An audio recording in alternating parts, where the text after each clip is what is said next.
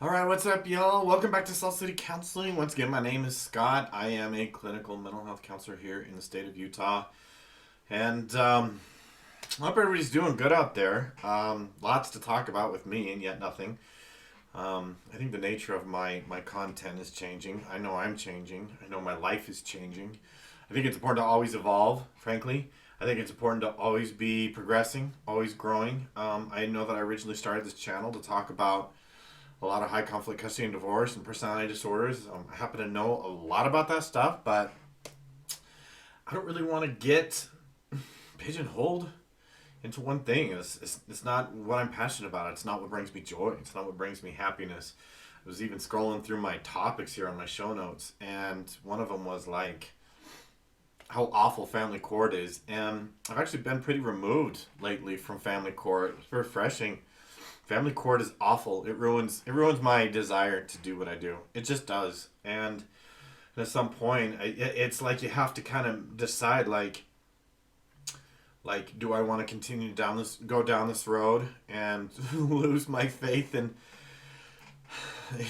the system even more so than I already have, right? And it's becoming less and less of a mystery to me why custody evaluators and expert witnesses and mediators are just like these really super burned out, depressed people, depressed professionals. It's why I don't, frankly, pursue those things. But, anyways, in this video, I'm going to talk about trauma. I'm going to talk about things that you can do on your own to like help yourself improve your trauma healing. And when I talk about healing trauma, like I'm really serious. Like honestly, a lot of mental health professionals, kind of the mainstream attitude about mental illness. Really, it's like mental illness is treated as something that you have to manage, and I disagree. I believe people can heal.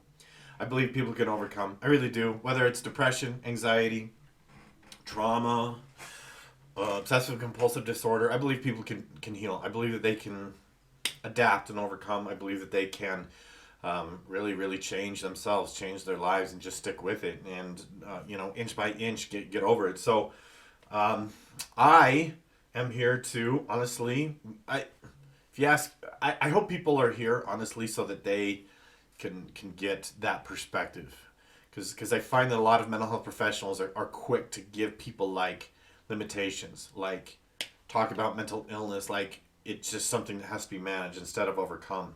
Like when I was younger, I had significant issues with, and I mean significant issues with depression, anxiety, and even suicide. And got a piece of ice in my mouth, not on purpose. And I've put a lot of that largely behind me.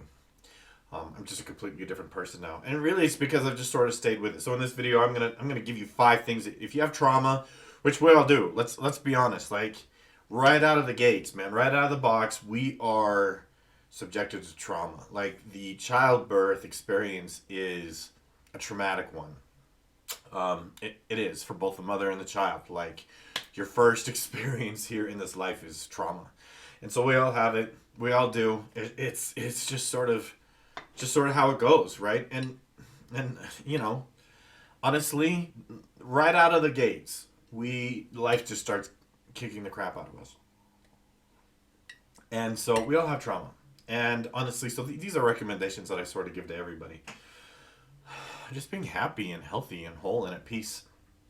So I'm going to go over 5 things that you can do yourself. These are non-aggressive, non-triggering interventions, things that you can do to empower yourself to enable your own healing through the trauma process. Okay, so let me get some housekeeping out of the way. Please subscribe while you're here. I got a whole bunch of new subscribers. Thank you. Welcome. I hope that I can assist you on your empowered journey. I really do. I hope one of the reasons you subscribe is so that you can maybe get the right ideas in this crazy world full of wrong ideas, and how to empower yourself and how to heal. So please subscribe if you haven't already. Share the video, like the video. You know what to do. I'm just trying to get my channel up to 1,000. I'm not even halfway there yet. Not even halfway to 1,000, but man, help me get there. I would love to get your questions. Put them in the comment section below. You can email me, scottc@saltcitycounseling.com. I want to know what content, what types of videos, what types of issues that people find helpful in these videos. So, clue me in. I'm open to feedback. I want these videos to be helpful to people. So let's get into this. 5 things that you can do. I'm just looking at my notes.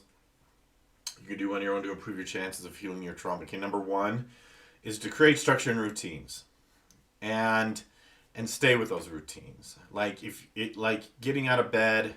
Like me, I usually work in the afternoons and evenings mostly. And I like it that way. I love being able to get out of bed, take my time, sleep in if I want.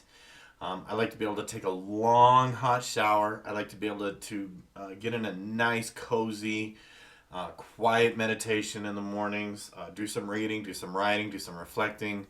Depending on the time of year, go outside, fill my lungs with some fresh air. I love that. Like, I did the 9 to 5 thing, fall out of bed and hurrying in the shower and cram some food in my mouth and get out, run off to work and then not feel like doing anything the rest of the day once I'm off work. Yeah, no thanks. But my point is that having structure, having a routine, right? Maybe you get up and you go directly into some sort of exercise, or maybe you get up and you decide that you want to get breakfast first, or something like that. Either way, follow those routines. Stay with it. Find what works for you. And the reason being is because like trauma creates a sense of out of controlness, right? And if we have a lack of control internally, we start to try and control things outside of us that we can't control. And when we do that, it creates more chaos, and then we're more anxious about the lack of control. So the idea here is to help people focus on what they can actually control, what they can be in control of. Because it's like if you start trying to exert your lack of control onto other people, you're just gonna chase people away, just create chaos. Okay, you have to be very, very, very dialed into what you can control and what you cannot. Because that will just create more trauma. That will just create more chaos. That will just create more uncertainty and anxiety. Okay, honestly, that is one way. That is probably one of the number one things that I see with people that just creates so much chaos and drama and anxiety in their lives is trying to control things that they can't control. All will always create chaos and always create anxiety. So that's really important. Okay, number 2, building positive habits. Again, this kind of goes with the structure and the routines, but it's like get in the habit of a certain diet, get in the habit of certain exercise routines, get in the habit of meditation. I'm going to talk more about meditation later. Get into the habit of whatever, reading. Structure yourself. Give yourself the habits and the structure. If you just allow your day to go into chaos, what I see with people, if they have trauma, if they don't add some sort of structure or planning to their life or routines or habits, they just end up sort of just winging their day. And by the end of the day, they've worked themselves into a frenzy mentally. They haven't gotten anything done. Their day has been chaos. And they go to bed feeling like it was just a horrible day. And so it's important to take care to put that structure and positive habits in your life. Number 3, this one's really important. Pursue creative habits or creative outlets. Like do things with your hands. I have one client has some significant trauma, and she restores furniture. She picks up furniture, spruces it up. People give away their furniture for free all the time if it's been a little beat up. She spruces it up, slaps another coat of stain on it or whatever, and then sells it for a profit. And she gets to put her own little style on it. She gets to put her own little, whatever on it, so that it's a creative thing for her. But it's like you got to paint, you got to write, you got to draw, you got to whatever. Creative outlets, okay? Do things with your hands. Super important. Again, it's going to give you routines. It's going to give you structure. It's going to keep you busy. It's going to be a positive outlet, right? Your emotions get bottled up when you have trauma. You hold it in. You just hold it in, right? And it needs to come out. And the more that you hold it in, the more destructive it becomes to you. If you have trauma, if you have significant trauma, you know what I'm talking about. Number 4, build your physical strength. Go exercise. It's easy to just like do the emotional turtle thing. I feel anxious, so I'm just gonna shut down. That just creates a greater sense of powerlessness. That just creates a sense of smallness. You've got to get up and move. You've got to go exercise. Build your physical strength. Go lift weights. Go make your body stronger. You'll feel better. I guarantee it. This is really, really important. You've got to build your physical exercise. I even know a guy. He's a retired clinician, but he used to treat women who had really, really significantly bad sexual trauma, and he would teach them Muay Thai, which is a form of, if you don't know, it's a form of kickboxing. And it was he said it was extremely empowering for them. Even within just a few days, they just looked like a completely different person. It just totally empowered them. So if you have trauma, like, even think about taking martial arts. Yeah, I've told this to a lot of people with trauma. Go take martial arts. You'll feel strong and powerful. And that's frankly what you need if you've had trauma. Feeling capable, that's what you need. Number 5, not surprisingly, learn to calm your mind. Okay? Overthinking is a plague these days. Overthinking is killing people. Sometimes literally. Overthinking is a problem. Overthinking is bad. Overthinking is shutting people down. It's paralyzing them. It's causing significant issues. Overthinking solves nothing. People almost feel like they have to do this. Like I heard my nephew once say, I just have a lot to think about. And it's like, no, you don't have you don't have to think about all those things. It's not going to solve anything. Thinking only creates more thinking.